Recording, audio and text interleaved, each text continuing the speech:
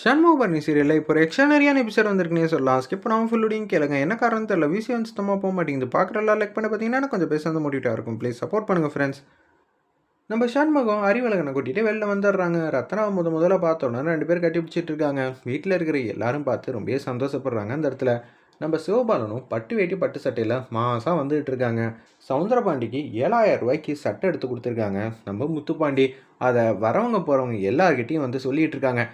ஏய் என்னடா நினச்சிட்டு இருக்க அப்படின்னு அவங்க அப்பா வந்து கடுப்பாயிட்டாங்க. ஏதோ பையன் ஆசையாக 7,000 ரூபாய்க்கு சட்டை எடுத்துருந்தான்னு பார்த்தா வரவன் போகிறவங்க கிட்டலாம் வந்து சொல்லிகிட்டு இருக்க. உனக்கு அப்போனா நான் எவ்வளோ துணிமணிலாம் வாங்கி தந்திருப்பேன். இல்லைப்பா, இருந்தாலும் பின் குறிப்பு சொல்லணும்ல, ரொம்ப தான் அப்படின்னு சொல்லும்போது, என்ன மருமவனே இது 200 ரூபாய்க்கு சந்தையில் எடுத்த சட்டை மாதிரி தானே இருக்குது, இது போயா 7,000 ரூபாய்க்கு வாங்கி கொடுத்துருக்கீங்க அப்படின்னு சொல்லும்போது, என்னது உண்மையெல்லாம் வந்து சொல்லிடுவாரோ அப்படின்னு சொல்லி நம்ம முத்துப்பாண்டி வந்து காமெடியாக வந்து யோசிச்சுட்டு இருக்காங்க. சரி சரி, வாசலில் நின்று கலாய்ச்சது இதெல்லாம் போதும், வாங்க உள்ளே நின்று சாமி கும்பிடலாம், நல்ல நேரம் பார்த்து நம்ம சாமி கும்பிடணும், வாங்க போகலான்னு சொல்லிட்டு அப்படியே வந்து உள்ளே கூட்டிகிட்டு போகிறாங்க கோயிலுக்குள்ளே. 2 பேரும் வலது காலை எடுத்து வச்சு ஜோடியாக வந்து வராங்க. கையை கோத்துக்கிட்டு ஒத்துமையாக வரப்ப வீரா பக்கத்தில் நிற்கணும்னு சொல்லிட்டு ஒவ்வொருத்தரையாக வந்து தள்ளிட்டு அப்படியே வந்து சாமி கும்பிட்டுட்டு இருக்கிறப்ப வீரா பக்கத்தில் வந்து நிற்கிறாங்க. சாமியே, நாங்கள் எப்போதும் போல் இப்படி ஒத்துமையாக வந்து இருக்கணும் அப்படின்னு சொல்லி வேண்டிகிட்டு இருக்கிறப்ப, நீ எப்பட்றா என் பக்கத்தில் வந்து நின்னேன்னு சொல்லி வீரா வந்து கேட்கும்போது, ஏய் நான் தானே உன் பக்கத்தில் நின்னாகணும், சும்மானு இரு, அங்கே என்ன சத்தம், அமைதியாக எல்லோரும் இருங்க அப்படின்னு சொன்னோன்னே சாமி வந்து கும்பிட்டுட்டு இருக்காங்க.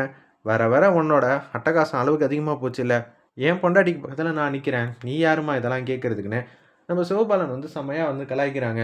எசைக்கு வந்து சப்போர்ட் பண்ணுறாங்க. ஏய் சும்மானு நெல்லுடி, சும்மா உட்காந்து எதுக்கு எடுத்தாலும் வந்து சண்டையும் சச்சரும் பண்ணிகிட்டு இருக்காத, இது கோயில் வீடு கிடையாது, வீட்டுக்கு வா, அங்கே உண்டுலன்னு ஆக்குறேன்.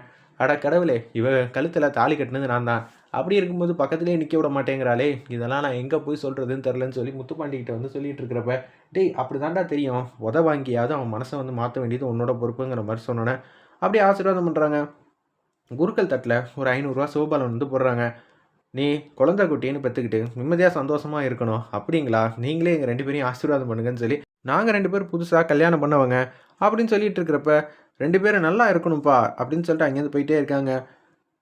முத்துப்பாண்டி சொல்லுப்பா, அடுத்தடுத்து என்னென்ன பண்ணணும்னு முத்துப்பாண்டி எடுத்து குங்குமத்தை எடுத்து அப்படியே நம்ம எசைக்கு தாலியில் பொட்டு வச்சு விட்றாங்க. என்னென்ன செமையாக வந்து பொட்டு வச்சு விட்றியே, நானும் வைக்கணும்னு ஆசைப்பட்றேன், ஏதாவது ஒன்று பண்ணுனே அப்படின்னு சொல்லி அங்கே இருக்கிறவங்க எல்லார்ட்டையும் வந்து உதவி கேட்குறாங்க. இதெல்லாம் நான் எப்படிப்பா வந்து செல்ல முடியும் அப்படின்னு சொல்லிட்டு இருக்கிறப்ப, எதுவாக இருந்தாலும் ஃபஸ்ட்டு அறிவழகனுக்கும் நம்ம ரத்னாவுக்கும் பண்ணுங்க, அதை வச்சு நான் வந்து இங்கே பர்ஃபார்ம் பண்ணிடுறேன் அப்படின்னு சொல்லிட்டு இருக்கிறப்ப, அறிவழகா தாலியில் பொட்டு வச்சு கொடுப்பா ரத்னாக்குன்னு சொன்னேன்னா அப்படியே தாலியில் வந்து பொட்டு வச்சு விட்றாங்க. நெத்திலையும் வந்து வச்சு விட்றாங்க. அருமையாக இருந்துச்சுன்னே சொல்லலாம். அந்த இடத்துல எனக்கு குங்குமம் தாங்க, எனக்கு குங்குமம் தாங்க, எனக்கும் தான் கல்யாணம் ஆயிருக்கு, நானும் தான் பொட்டு வைக்கணும் அப்படின்னு சொல்லும்போது, அதெல்லாம் முடியவே முடியாது, உன்னை யார் கேட்டா, அமைதியாக நிற்க போறியா இல்லையா அப்படின்னு நம்ம வைகுண்டம் வந்து செம்மையாக வந்து பேசிகிட்டு இருக்காங்க. இதெல்லாம் எங்கே போய் நிற்க போகுதுன்னு தெரியல, டேய் பார்த்துக்கிட்டு பேசாமல் இருக்கணும். இப்போ அண்ணன் என்னென்ன இதெல்லாம் அப்படின்னு சொல்லி உங்ககிட்ட கேட்கும்போதே எனக்கும் இந்த விஷயத்துக்கு சம்மந்தம் இல்லைன்னு சொல்லணும், ஏதாவது வாயை திறந்த அப்புறம் உண்டு இல்லைன்னு ஆக்கிடுவோம் பார்த்துக்க அப்படின்னு சொல்லும்போது, சரி சரி ஏதோ ஒன்று பண்ணுங்க, நான் இங்கேருந்து போகிறேன்னு சொல்லிட்டு அங்கேருந்து நம்ம சண்முகம் மட்டும் ஜெகா வாங்கிட்டு அங்கேருந்து போக சொல்லிடுறாங்க. பாக்கியமும் பரணியும் சேர்ந்து ஆண்டா சரியான சந்தர்ப்பம், பரணி வந்து பேசிகிட்டு இருக்காங்க. அண்ணங்காரனை கூட அமுச்சு வச்சாச்சு, நீ குங்குமத்தை எடுத்து வச்சு விட்றானோன்னா தாலியை காட்ட சொல்கிறாங்க. ஏண்டி சும்மானு எரியேண்டி, ஏண்டி இப்படி வந்து பிரச்சனை பண்ணிகிட்டு இருக்க, இப்போ தான் நிம்மதியாக சந்தோஷமாக இருக்கும்னு பார்த்தா நீ ஒன்று பிரச்சனை பண்ணிகிட்டு இருக்காதுன்னு சொன்னேன்னா பொட்டு எடுத்து வச்சு விட்றாங்க. அப்படியே நெத்திலையும் வந்து வச்சு விட்றாங்க.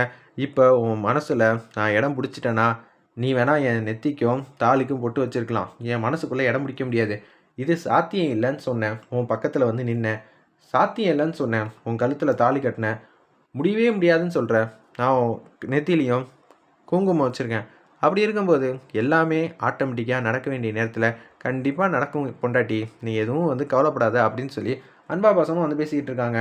அக்கா எனக்கு எதுவும் தெரியாது, வண்டி பெரிய வண்டி வந்திருக்கு, நான் வீரா பக்கத்தில் வந்து உட்காந்தே ஆகணும், நீ தான் வந்து முடிவு பண்ணணும், அதுக்கு என்ன பண்ணலாம் அப்படின்னு சொல்லி பரணியும் பாக்கியமும் வந்து யோசிக்கும்போது ஷேர் பண்ணிகிட்டு இருக்காங்க. நம்ம முத்துப்பாண்டிக்கிட்டேயும் ஒத்துமொத்த குடும்பத்துக்கிட்டேயும், மாமா என்ன பண்ணுறீங்கன்னா எல்லாரையும் வண்டியில் வந்து ஏற சொல்லிவிடுங்க, வீராவும் சிவபாலனும் கடைசியாக வந்து ஏறணும் அப்படின்னு சொல்கிறாங்க.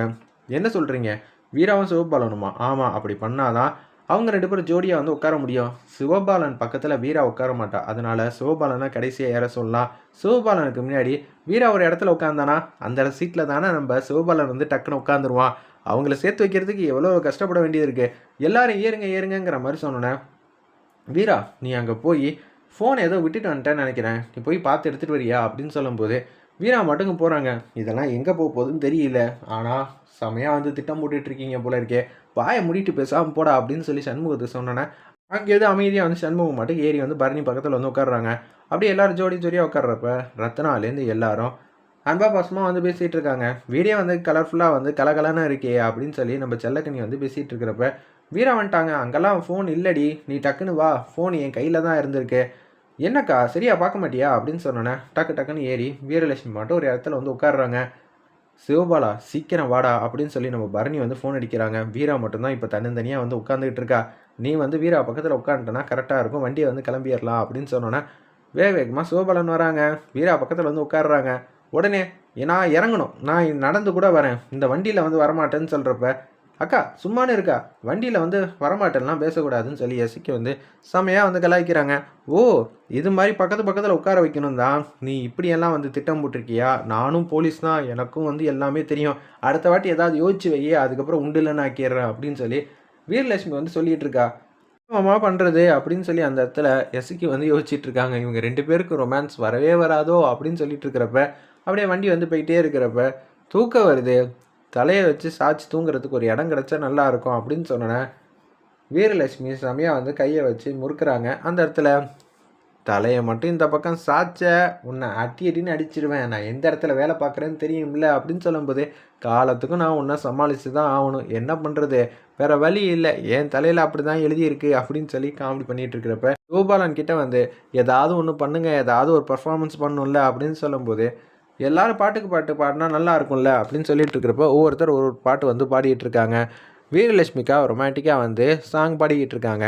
நம்ம சிவபாலன் வர வேண்டிய இடம் வந்து வந்துருச்சு. மேடு பள்ளத்தில் வந்து வண்டி வந்து வரதுனால நம்ம வீரலட்சுமி பக்கத்தில் வந்து தலையை சாய்ச்சிக்கிட்டே இருக்காங்க. அந்த இடத்துல என்னமோ பண்ணுறான், ஆனால் இது எல்லாம் நல்ல விதமாக நடந்தால் சந்தோஷம்தான் அப்படின்னு சொல்லிட்டு இருக்கிறப்ப வாசலில் வந்து நிற்கிறாங்க.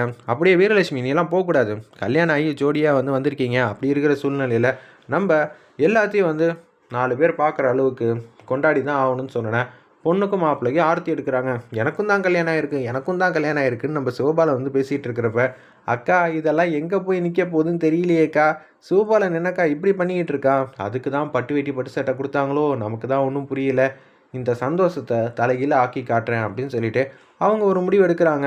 அந்த இடத்துல ஏண்டா கரெக்டாக வந்து திட்டம் போட்ட மாதிரி செஞ்சுருவீங்களா அப்படின்னு சொல்லும்போது வண்டி வந்துடும், வண்டி வந்தோடனே நான் கொஞ்சம் நேரம் இவங்களை தடுத்து நிப்பாட்டுறேன், அப்போன்னு பார்த்து ஏதாவது ஒன்று பெர்ஃபார்ம் பண்ணுங்கடா அப்படின்னு சொல்லிட்டு இருக்காங்க. நம்ம சவுந்தரபாண்டி சரி சார் நீங்கள் சொன்ன மாதிரி ஏற்பாடு பண்ணிடுவோன்னு சொன்னேன். வாசல் நின்றுட்டு இருக்கிறப்ப ஆர்த்தி வந்து எடுத்து வைக்கிறாங்க. சிவபாலன் வந்து நிறையா வந்து பணம் வந்து போடுறாங்க. அந்த இடத்துல காலை வந்து கழுவி மரியாதை பண்ணணும்னு சொல்லிட்டு நம்ம செல்லக்கனி தான் மரியாதை பண்ணிக்கிட்டு இருக்காங்க. இதை பார்த்தோன்னா வந்து சந்தோஷமாக வந்து நிற்கிறாங்க. பார்த்தியா உன் வீட்டில் இருக்கிற எல்லாரும் என்னை மதிக்கிறாங்க, நீ தான் என்னை மதிக்கிறதில்ல, டேய் என்னடா நடக்குது இங்கே அப்படின்னு சொல்லி வீரலட்சுமி யோசிச்சுட்டு இருக்கிறப்ப சரி வாங்க, பொண்ணுக்கும் மாப்பிள்ளைக்கும் முதல் மரியாதை உள்ளுக்குள்ளே ஏகப்பட்ட விஷயம்லாம் வந்து இருக்குது, அதையெல்லாம் பண்ணிடலாம், அதுக்கப்புறம் ஊர்வலம் போகணும், எனக்கும் ஒரு வண்டியை வந்து சண்முகம் ஏற்பாடு பண்ணிடு சரியா, நானும் ஊர்வலத்துக்கு வந்து போகணும் அப்படின்னு சொல்லி சண்முகத்துக்கிட்ட வந்து சொன்னோன்னே